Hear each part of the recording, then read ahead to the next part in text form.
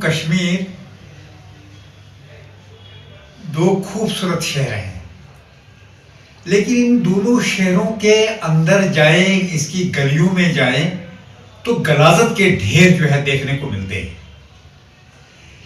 जम्मू कश्मीर में waste management का एक जामे और बेहतरीन निज़ाम होना चाहिए। यहाँ कचरे को, कूड़ा करकट को, वेस्ट को अच्छे तरीके से हैंडल किया जाना चाहिए, ताकि आबी आलूदगी न हो, ताकि फिजाई आलूदगी न हो, ताकि इंसान की सेहत पर बुरा असर न पड़े। होना ऐसा चाहिए कि जिस तरह से हिंदुस्तान के कुछ शहरों में साइंसी बुनियादों पर कचरे को ठिकाने पर लगाया जाता है, इसी तरह से जम्मू कश्मीर की कॉरपोरेशंस हैं, म्यूनिसिपल कॉरपोरेशंस हैं, म्यूनिसिपल काउंसिल है, कमेटियां हैं, इनको भी यही तरीका अपनाना चाहिए।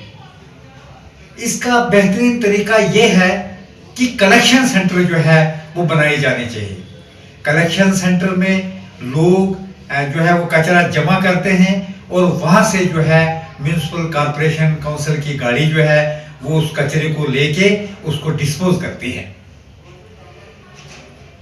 इसमें हर हाउस होल्ड लेवल तक और हर घर जो है वो इस कचरे को इस तरह से करना चाहिए कि इसको ऑर्गेनिक जो कचरा है उसको अलग किया जाना चाहिए और रिसाइकलेबल कचरे को अलग किया जाना चाहिए। क्या होता है ऑर्गेनिक मटेरियल? इसमें फूड के स्क्रैप्स, बचा खचा खाना, सब्जियों के, फलों के, लकड़ी के टुकड़े वगैरह इसमें आते हैं, जो बाद में कंपोस्ट हो जाते हैं और जिसकी माइक्रो ऑर्गेनिज्म के जरिए से जो खाद बनती है और फर्टिलाइजर बनता है।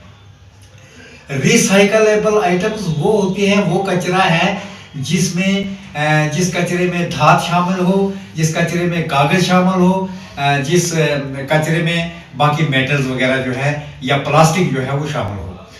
तो जैसे बहुत सारे हिंदुस्तान के कुछ ऐसे शहरों में कचरे को जमा करने के लिए बिन्स, डस्टबिन जो है वो रखे होते हैं। मिसाल के तौर पर सब्ज का बिन को जो है उसमें ऑर्गेनिक या बायोडिग्रेडेबल कचरे को रखा जाता है और नीला या ब्लू जो है वो बिन है उसमें नॉन बायोडिग्रेडेबल कचरे को रखा जाता है और लाल बिन जो है ये मखसूस होता है ऐसे किसी सख्त चीज़ों के लिए, मिसाल के तौर पर स्क्रबर हैं, क्लीनिंग आइटम्स है, इनको रखा जाता है। इससे ये आसानी होती है कि जब ये कचरा बहुत ज़्यादा जमा हो जाता है तो उसमें जो है मशीनों को ज़्यादा सॉर्ट आउट नहीं करना पड़ता है, पैसा भी कम खर्च होता है और वक्त भी ज़्यादा नहीं लगता है। लेकिन हमारे यहाँ पर ऐसा है, एक मकबूल तरीका जो है कचरे जमा करने का वो ये है कि यहाँ पर लैंडफिल किया जाता है। लैंडफिल का मतलब ये होता है कि जमीनों में इसको दबाया जाता है, जमीन में दबाया जाता है कचरे को। लेकिन इससे बड़ा नुकसान ये है कि इस एक तरह से जो ये इसमें रिसाइकेबल जो आइटम्स होते हैं वो भी कचरे में आ जाते हैं और वो इसका नुकसान होता है और वो कारखानों में रिसाइकल के लिए नहीं भेजी जा सकते हैं। उसके बाद ये अक्सर जो हमने देखा है कि ये खुले होते हैं, ये लैंडफिल जो है खुले होते हैं और फिजा में आलूगी पैदा करते हैं। ये वो जो आबी ज़ुखैर है उनमें जो है ज़ेर ज़मीन जो पानी है उसको आलूदा कर देते हैं, उसको तबाह कर देते हैं और जंगली जानवरों को भी के माहौल को भी नाकारा बना देते हैं, नासाजगार बना देते हैं। तो हमने देखा कि जम्मू कश्मीर के हाउसिंग एंड अर्बन डेवलपमेंट की एक पेश करदा आदाद शुमार के मुताबिक कश्मीर यानी श्रीनगर शहर में रोजाना 525 टन कचरा जो है रोजाना पैदा हो रहा है और जम्मू शहर में 376 टन जो है कचरा रोजाना पैदा किया जा रहा है और इन बाकी जो 76 म्यूनिसिपल कॉरपोरेशन और कमेटियां हैं उनमें 606 जो है 603 टन कचरा जो है रोजाना पैदा होता है।